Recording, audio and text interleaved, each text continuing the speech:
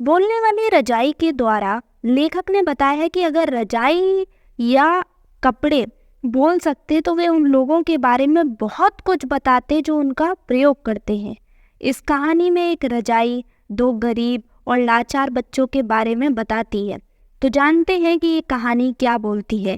तो ये कहानी जापान की है, जापान की एक सराय की। सराय यहाँ पर रेस्टोरेंट को बोला गया है या फिर आप होटल को भी बोल सकते हैं। तो होटल में एक व्यापारी आता है, बहुत थका हुआ होता है। सराय का मालिक उस व्यापारी को देखता है और देखकर बहुत खुश हो जाता है। ये सोचता है कि उसके यहाँ कोई ग्राहक आ गया।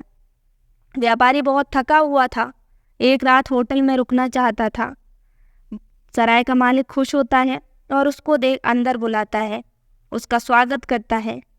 व्यापारी वहाँ रुकता है, अपना मनपसंद भोजन करता है और बिस्तर पर जा लेटता है। अभी कुछ देर ही हुई थी, लेकिन तभी व्यापारी को कुछ आवाज़ें सुनाई देती हैं। वो आवाज़ें इस प्रकार थी। पहली आवाज़ आती है, प्यारे बड़े भाई, क्या आपको ठंड लग रही है? क्या तुम्हें ठंड लग रही है? दूसरी आवाज़ सुनाई पड़ी। व्यापारी ने सोचा शायद भूल से सराय के मालिक के बच्चे कमरे में आ गए हैं। ऐसी संभावना ही अधिक थी, क्योंकि जापानी जो सराय होती है, होटल होती है, उसमें दरवाजे नहीं होते जिन्हें बंद किया जा सके। केवल कागज़ के पर्दे होते हैं जिन्हें इधर उधर खिसकाकर जाने का रास्ता बनाया जा सकता है। व्यापारी ने कहा, बच्चे, ये तुम्हारा कमरा नहीं है। कुछ देर कमरे में शांति रही, पर फिर से वही आवाज़ें सुनाई दी। इस तरीके की आवाज़ें जब व्यापारी ने सुनी तो व्यापारी झुंझुलाकर बिस्तर से उठ बैठा। उसने मोमबत्ती जलाई और कमरे का ध्यानपूर्वक निरीक्षण किया, किंतु उसे कोई दिखाई नहीं दिया। उसने मोमबत्ती जली रहने दी और चुपचाप बिस्तर पर जा लेटा। कुछ क्षण के बाद, यानी कुछ समय के बाद, फिर से वही आवाज़ें आ रही थी। व्यापारी ने ध्यानपूर्वक दोनों आवाज़ों को सुना।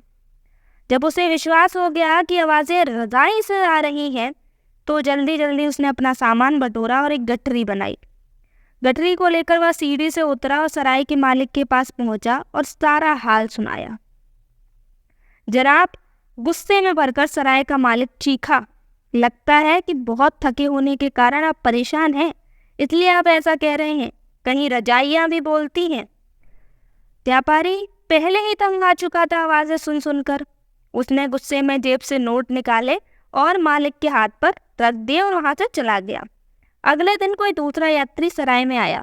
वह सोने के कमरे में थोड़ी ही देर रहा होगा कि उसे भी वही आवाज़ें सुनाई दी। वह सीढ़ी से नीचे आया और उसने भी सराय के मालिक से वही बात कही कि रजाई से दो आवाज़ें आ रही हैं। वह इस सराय में नहीं रहना चाहता या रह सकता। जब दूसरा ग्राहक भी नाराज होकर चला गया तो सराय के मालिक का माथा ठनका और वो सोचने में मजबूर हो गया कि आखिरकार माजरा क्या है। वह ऊपर गया और उसने रजाई को उलट पलट कर देखा। उसे भी रजाई से दो आवाज़ें सुनाई दी। प्यारे बड़े भाई, क्या आपको ठंड लग रही है? क्या तुम्हें ठंड लग रही है? ये दो आवाज़ें उसको भी सुनाई दी। सराय का मालिक उस रजाई को लेकर अपने कमरे में ले आया और रात भर उसे ओढ़कर सोया। और रात भर वो दोनों लड़के एक दूसरे से यही प्रश्न करते रहे कि प्यारे बड़े भाई, क्या आपको ठंड लग रही है? क्या तुम्हें ठंड लग रही है? अब व्यापारी उस रजाई को दुकानदार के पास लेकर पहुंचा जहां से उसने वो रजाई खरीदी थी। सराय का मालिक जब वहां उस दुकान पर पहुंचा तो उसने बताया कि वो उसने किसी और दुकान से खरीदी। इसी तरीके से वो बहुत अनेक दुकानों पर गया। इस तरीके से जाते जाते वो छोटे से मकान के पास पहुंचा। उस मकान के मालिक ने ये रजाई अपने किराएदार से वसूल करके बेची थी। तो इस किराएदार के परिवार में केवल 4 सदस्य थे, गरीब माँ बाप और उनके 2 छोटे छोटे बच्चे। पिता की आय बहुत ही कम थी। एक बार जाड़े के मौसम में ठंड लगने से पिता बीमार पड़ गए। 1 सप्ताह तक भयंकर पीड़ा सहने के बाद वह चल बसे। बच्चों की माँ इस आघात को सहन नहीं कर पाई और उसकी भी मृत्यु हो गई।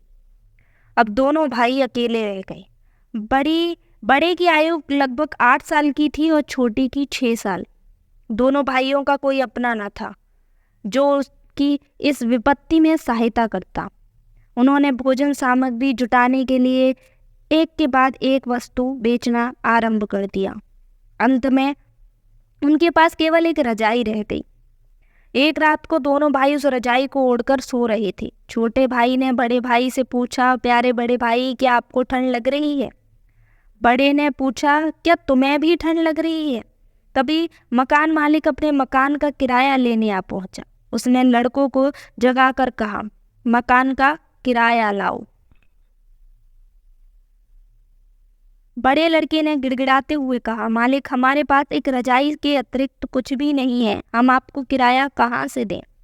मकान मालिक ने गुस्से से उनकी रजाई खींच ली और कहा, मैं इस रजाई को किराए के रूप में रख लेता हूँ। रजाई खींचने पर बच्चों की आवाज़ें रजाई में भरी हुई रोई में गूंजने लगीं। मकान मालिक ने उन्हें घर से निकाल दिया। सर्दी की रात में वे दोनों उस मकान के पिछवाड़े जाकर एक दूसरे से सटकर लेट गए। उनके ऊपर बर्फ की तह जमती चली गई। अब उनके चेतना शून्य शरीरों को ठंड नहीं लग रही थी, वह सदा के लिए सो गए थे। सुबह एक राहगीर उधर से निकला। वह इन दोनों के मृत शरीरों को ले गया और उन्हें दफना दिया। सराय के मालिक ने जब वह दर्दनाक कहानी सुनी तो उसका दिल भर आया। उसने मंदिर के पुजारी तथा गांव के सभी व्यक्तियों को ये कहानी सुनाई। कहानी सुनाने के बाद उसने वह रजाई पुजारी को दे दी। उस दर्दनाक कहानी को सुनकर पुजारी तथा अन्य व्यक्तियों के हृदय दया और पश्चाताप से भर गए। रजाई में से अब आवाज़ें आनी बंद हो गई थी, क्योंकि वह अपना संदेश सबको पहुंचा चुकी थी। पुजारी तथा अन्य व्यक्तियों को ये जानकर अत्यधिक गिलानी हुई कि उनके गांव के 2 छोटे छोटे बच्चे भूख और ठंड से मर गए थे। आज भी बहुत सी गरीब आत्माएं एक दूसरे से पूछती हैं, प्यारे भाई, क्या आपको ठंड लग रही है? क्या तुम्हें भी ठंड लग रही है? यदि आपकी बिस्तर की चादरें और फटे हुए कपड़े भी बोल सकते तो आज भी बहुत सी आवाज़ें शहरों और गांव में गूंजती मिलती।